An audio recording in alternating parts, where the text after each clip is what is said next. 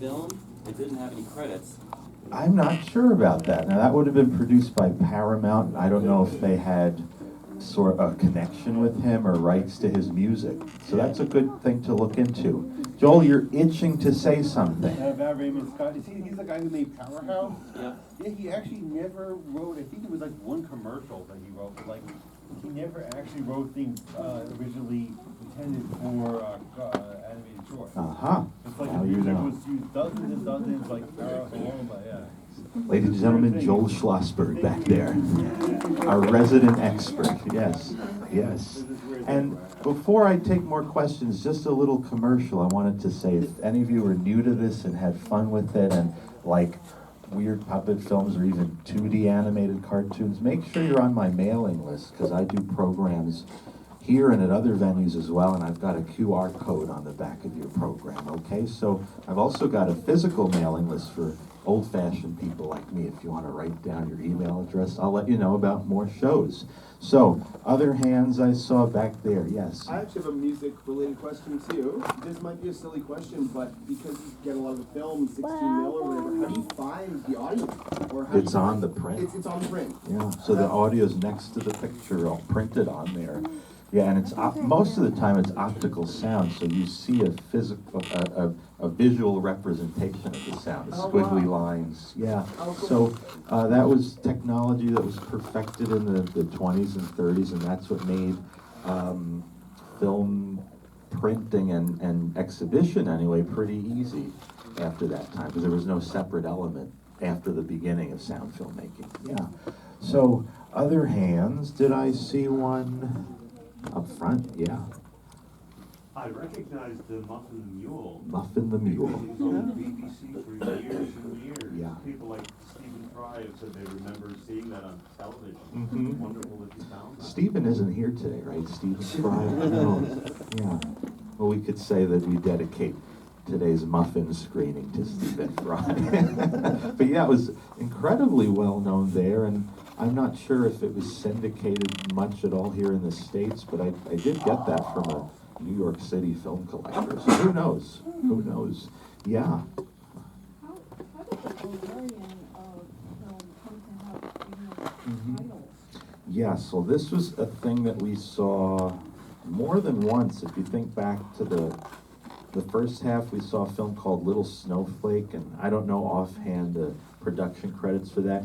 There were companies, either TV distribution companies or also educational and independent film distributors in the 50s, 60s, 70s, 80s. They would have connections overseas and import films and say, we'll pay a licensing fee to reissue it here in America. So that's how it would have gotten English titles and been distributed to schools and libraries here in America.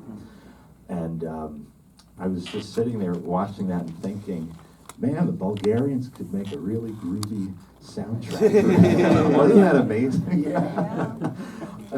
One of the secrets to this program is that a lot of the films I put in these shows, I actually haven't watched them in 10 or 15 years. So sometimes I'm forgetful what's actually going on in them, and I take a chance and put it out there for all of you. But usually it works out, and that was a really charming revisitation for me. I hadn't seen that in 10 or 15 years. But the soundtrack stands out. Yeah. I was going to ask, when you get new films in, do you categorize or organize them based off of what's on them, whether it's puppets or cartoons? And how many puppet reels would you say you have? Well, it's hard to say offhand. Probably between Gumby and George Pal and all that stuff.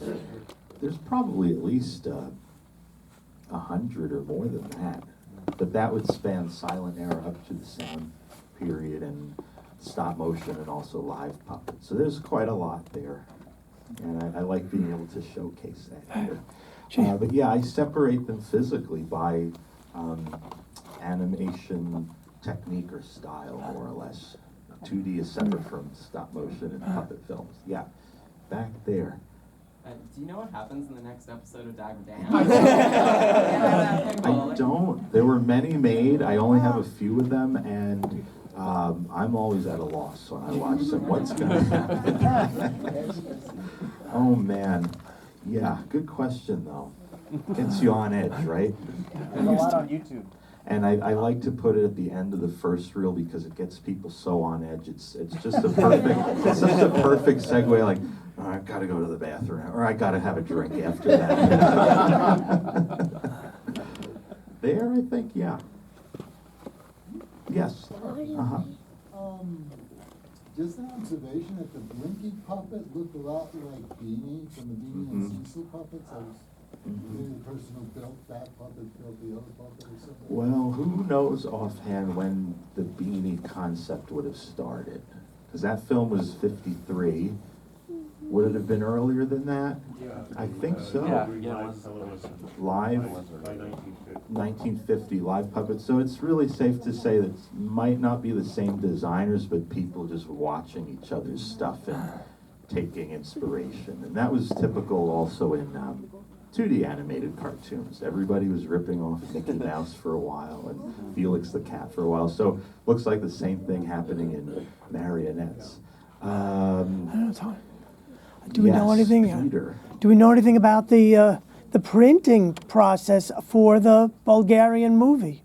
And when you say printing process, You know what do you mean? how good it looked. Well, You know, we is it a just- European print? It's not a Technicolor. No, it's an American print made for, I guess we could say educational distribution. Schools and libraries could rent them or buy copies of them. That would have been in the 70s and 80s. And I just happened to be lucky to find a really good copy of one that had still had good color in it. Yeah, is there any explanation for that? Do you recognize something about it? It that- would have been when for it the was printing? printed.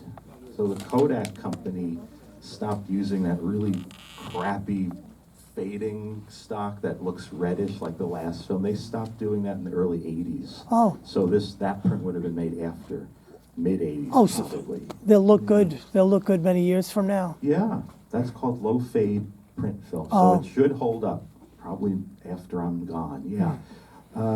Yes. This might be a stupid question, but like when you say you find film, where do you get it? Or where do you find it? Other collectors, eBay, other, online places like that. I don't have the opportunity often, but once in a blue moon, I'll go looking around at flea markets and antique stores. Do you have any old films? Sometimes I get lucky with that. But yeah, a lot of that stuff happens online, really, with eBay and sites like that. eBay's a dangerous thing. Yes. Oh, okay. We've got about 4 minutes left. Yeah. I was going to ask if you could talk a little bit about how in the Little Snowflake they were able to do an animated character on top of a stop motion animation. Yeah, it's interesting. We saw a nice compositing done there with the 3D animation in the background and then this 2D overlay, so to speak. So it reminds me in a way of how in the 1930s Max Fleischer was doing something similar, where you would see 3D backgrounds that were built sets, they were physical sets, and then in front of that he would have a plate of glass and shoot the cell animation in front of it. But I think that was done differently. That was probably a sort of like a, what could we call it?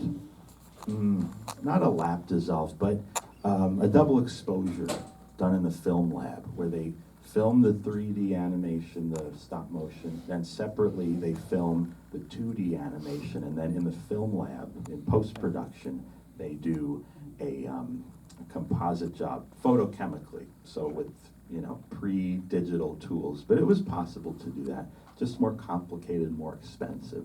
That's why you didn't see it done a lot. But that came from probably the Soviet Union. And they were doing a lot of really cutting-edge animation in the 50s and 60s. But it's, in this country anyway, it's under-researched. Yeah. Maybe one more question.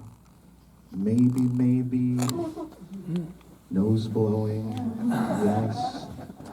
Well, if that's that, let's thank Roxy Cinema again for hosting us. It was great to see all of you, and hope to see you again at another program, either here or at a different venue, okay? Have a good weekend, and hang in there tomorrow. Take care.